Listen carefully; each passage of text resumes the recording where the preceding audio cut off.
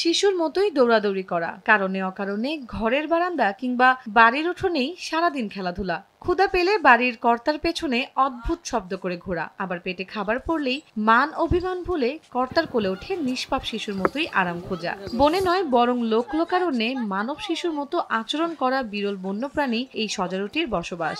আর তার এই আবাসের সঙ্গী টাঙ্গাইলের অটোরিকশা চালক সুমন আহমেদ লিটন ও তার পরিবার।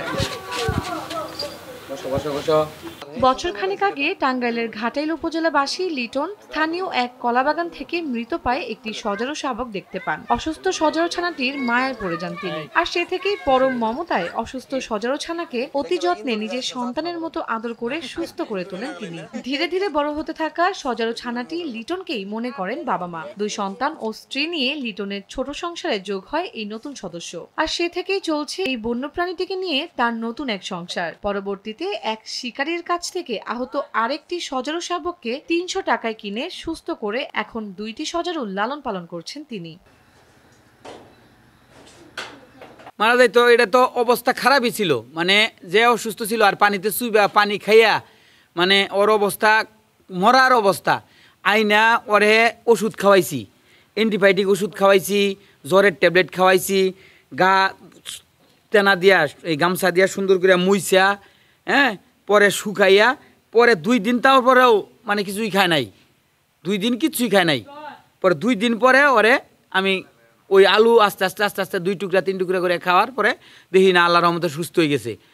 সন্তানের চেয়ে বেশি একটা সন্তান যতটুক মায়া আদর স্নেহ দিয়া ভালোবাসা দিয়া বড় করতে হয়, আমি ওরে ওই আমার সন্তান স্নেহ এবং ভালোবাসা দিয়েই ওরে আমি বড় করতেছি। আমার এমনি ওরে পালতে আমার কোনো সমস্যা নাই, কারণ ওরে কোনো সমস্যা নিয়ে পালি না, এমনি ও আমার ক্ষতিও করে না। হ্যাঁ, ওরে খাবার কিনে দেই, যেমন একটা মানুষ পাললে যতটুক বেইমানি করে ওর ভিতরে বেইমানি নাই।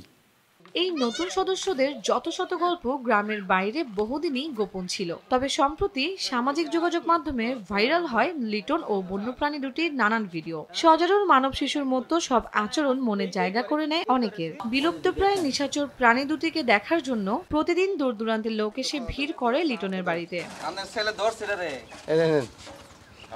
সবার চোখে মুখে কৌতূহল, কেমন করে পোষ মানলো প্রাণী দুটি, কি খায়, কেমন করেই বা ঘুমায়, কাউকে আবার কামড় দেয় কিনা সে নিয়েও চাঞ্চল্যের সৃষ্টি হয় সবার মাঝে। আমি সজারু দেখতে আসছি, সজারু দেখলাম, ভালোই লাগলো আমার দেখে। অনেক বন্যপ্রাণী পোষ মানে, কিন্তু এই সজারু যে এত পোষ মানে এটা আমি আমার জীবনে আমি হয়তো প্রথম দেখেছি।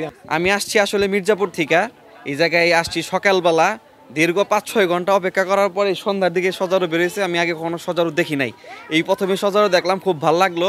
ঠিক আছে, এইরকম মানে যে সজারু মানুষ পালে এই প্রথম দেখলাম ভাই। এই প্রাণী দেখে বাঘ সিংহ থেকে শুরু করে সব ধরনের প্রাণী ভয় পায়। এখানে আসার পর যা দেখলাম লিটন ভাইয়ের কাছে এই সজারু তার সন্তানের মতো, ওরা ডাক দিলে কাছে চলে আসে, মানুষের মতো কাছে আসে। শরীর হাতাই দিলে মনে করেন যে নিটটালে বসে থাকে, নড়াচড়া করে না, বা আমাদের মনে করেন যে কাঁটাগুলা যায় ওইগুলো আমাদের গায়েও মারে না। বাড়ির আঙিনায় গর্ত করে একত্রে বসবাস সজারু দুটির। বড় সজারুটির নাম পাগলা। পোষ মেনে যাওয়ায় গর্তের কাছে গিয়ে নাম ধরে ডাকলেই লিটনের ডাকে সাড়া দিয়ে বেরিয়ে আসে তারা। মনের সুখে ঘুরে বেড়ায় লিটনের সাথে। তৃণভোজী এই সজারু দুটির প্রতিদিনের খাবার ফালি করা আলু, নানা সবজি, গাছের লতাপাতা, বাঁশের কোরল, নরম রুটি ও বিস্কিট। লিটনের হাতেই খাবার খায় তারা। প্রতিদিন এই প্রাণী দুটির খাবার খরচ প্রায় 100 থেকে 150 টাকা। লিটন পেশায় একজন অটোরিকশা চালক হলেও প্রতিনিয়ত সজারু দুটির যত্নে কখনোই আপোষ করেন না তিনি। তবে যতই দিন যাচ্ছে পশুপ্রেমী লিটনের চিন্তা ততই বাড়ছে এই বিলুপ্তপ্রায় প্রাণীটিকে নিয়ে। ক্ষুদ্র নৃগোষ্ঠী ও কবিরাজদের কাছে বন্যপ্রাণী, বিশেষ করে সজারুর মাংস ও এদের কাটার অনেক চাহিদা থাকায় দিন দিন শিকারীদের কাছে মূল্যবান হয়ে উঠেছে সজারু। আবার শিকারীদের হাত থেকে অন্য সব বন্যপ্রাণীদের রক্ষা করতে না পেরে তার বাড়িতেই হানা দিচ্ছে বন বিভাগের লোকজন। প্রকৃতিকে বাঁচিয়ে রাখতে বন্যপ্রাণীদের ভূমিকাও অধিক, তাই সবার উচিত বন্যপ্রাণীদের রক্ষা করা আর তাদের জীবনকে সহজ করে তুলতে এগিয়ে আসা। নিউজ ডেস্ক, দেশ টিভি।